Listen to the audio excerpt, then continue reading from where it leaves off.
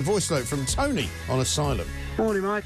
So, Assad is ousted and all of a sudden they suspend asylum claims. Funny that. So, how come they can't suspend every asylum claim? Just goes to show that the government know what they're doing. They just don't want to stop this immigration. It's a joke, mate. Keep up the good work. It's absolutely right. I mean, if they can do it now, and if they can do it at a moment's notice, which they did yesterday, thanks to Yvette Cooper's announcement, Peter, why can't they just suspend all asylum claims? Because Poland have done that, by the way. Austria, I think, have done it as well. And they've just said, look, we're full up, we haven't got any more room, so if you come here to try and seek asylum, we will not process your claim. And do what with them, though? We'll send them back. That's a big question. Yeah, I agree. But this government does not have the will to do that. Because if they said we suspend all asylum claims, then what will they do to the next boatload of people that lands at Dover? Right. Will they literally take them off the boat, onto a coach, to an airport and go, right, you're flying back to there, you're flying back to there? I don't know how they should do it, but they can obviously do it if they have the will to do it. You're right. But, I mean, you know, you've got a story for us this morning out of the Express about another Albanian asylum seeker who came here, was deported, I think, and then somehow came back and has now ended up being put into prison for committing a ghastly, horrible, violent crime. Well, here we go. We've heard the government in recent months talking about the Albania arrangement, which was reached by the previous Tory government and did lead to a slowdown in Albanians flocking to this country. Yes. So many of them to set themselves up in a career of drug dealing and violence. Yeah. Anyway, so one such Albanian who arrived here, guess how? In a small boat. In a small boat. Yeah. Cosma Papa, his name is. He's 22 now. OK, so he came over here on a boat. He murdered a 37-year-old man called Bledi Petraj in Enfield in North London. Of course, knife crime. He knifed his victim in the chest and then he stood over his body as the man died.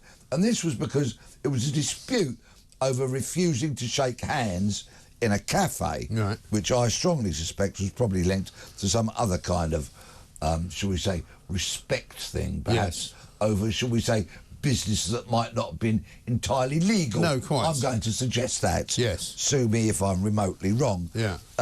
He came here in 2022, requested asylum, which was declined, but was he deported? No. Right. He was allowed to stay here and go on and murder someone. The lunacy of the system. I know. The system just doesn't work. And unfortunately, it seems to be created for people who are willing to just go along with whatever you tell them to do. Guess what? Criminals tend not to do that. You know, they tend to just break the rules because that's what they do. Indeed. The idea that you go, now off you go back to Albania now, there's a good boy. Yeah. He's going to go, no, I don't think so. I think I'll just hang around. Yeah. I mean, amazing. And the judge, Judge Mark Lucraft, told him, it may well be that you are deported. Well, let's hope so. Well, such harsh words. Why don't we deport him now and save the money on the prison? Yeah. Right? Why didn't we deport him when his asylum claim was turned down? Indeed. Then he wouldn't have gone on to murder someone on the streets of Enfield. Exactly right. In other news on the prisoner front, how about this? A prison officer has been jailed for trying to smuggle wrapped cannabis into a jail in an open pot noodle container. Now, we get these stories, unfortunately, with depressing regularity about prison officers who have fallen way beneath the standards that we should expect and deserve, and they fall foul to criminality because they're poorly paid. So if you get offered a few quid to smuggle drugs and phones and other types of contraband into a prison, it's perhaps not surprising that people fall foul of this corruption. So, Victoria Sked, she got nicked in 2018. And you might say, well, why are we hearing about this story 6 years later? Well, when she got nicked trying to smuggle cannabis into prison, she was a prison officer, in a pot noodle. It was an open pot noodle container. Right? She then went on, after they searched her after she'd been nicked. She had Class B, she had MDMA as well, steroids, tobacco, spice, 17 mobile phones and nearly $8 grand in cash. That's a big pot noodle, isn't it? 17 mobile phones in it. It really is. I suspect they must have found found some of those phones elsewhere. Yeah. Other than the... Was one of them Louise Haig's stolen phone, I wonder? Yes, yes, indeed. So what they did, because they thought, well, she's clearly a bit of a player in criminality here with the scale of her offending. Yeah. So they launched an investigation, and they managed to scoop up 11 other people, 7 of them who were convicted on various charges of smuggling, money laundering, and the such like. So she finally got sentenced yesterday. Right. So what do you think that Victoria Sked, clearly lead player in this smuggling operation, breach of public trust, breach of duty, very serious crimes, well, she only got 3 years and 11 months. And bearing in mind... Which will mean she's out after 1, right? Well, yeah, I mean, look at the prison overcrowding crisis that we're going through and the 40% that some people are serving.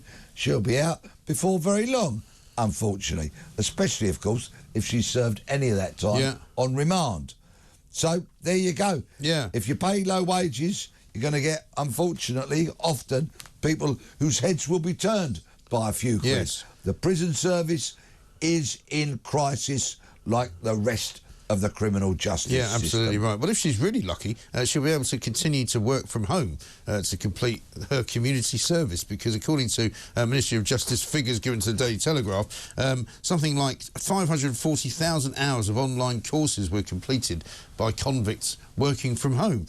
That's up to 12% of all completed community sentences last year issued to criminals convicted of crimes including theft, assault, shoplifting and property damage, and it's the equivalent of 185 years of community sentences. I suspect I might be like many of your viewers and listeners in that when I see a prisoner has got a community sentence, I kind of sigh because I feel that'll be no kind of punishment whatsoever. But even people who do go to jail perhaps and then get released early will still have an element of their sentence to serve. Anyway, those who get community sentences are not, as I would like to see, very, very visually. So it's a deterrent for them. They don't want to be seen in their high-vis, cleaning rivers, letters, parks, wooded areas, play, you know, all that kind of stuff. Perhaps painting areas that need painting, all that kind of stuff, blah, blah, blah, blah. No, a huge proportion of them are doing their community sentences at home, probably with a nice cup of tea. Very nice. Bit of cake, maybe. Yeah, or biscuit. Pot noodle.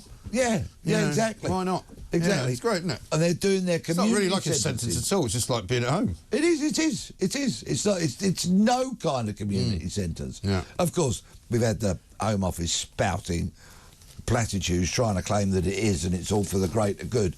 But it's utter nonsense. It's not, I'm sure, what the public imagine that offenders would be doing by way of their community service. I really think it isn't.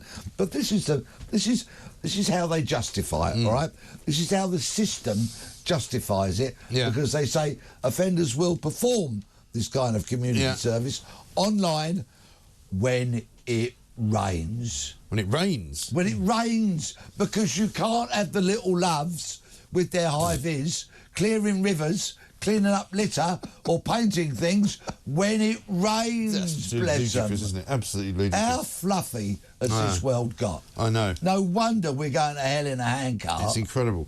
Up in Musselburgh, meanwhile, we've got a little bit of footage for you for this morning, because there's a horse called Ruffio, which apparently unseated its rider at Musselburgh Racecourse, which I've been to many times.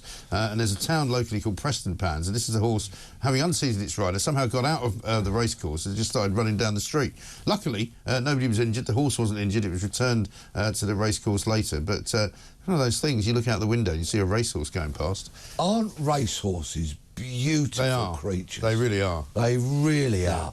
I love standing near the rails when you get about 8 or 10 of them thunder past and you can feel the ground move. Oh, amazing. Absolutely amazing. You know, I was at a lunch the other day where they were handing out prizes for various horse-related things, and it was quite extraordinary watching them run. Absolutely beautiful creatures.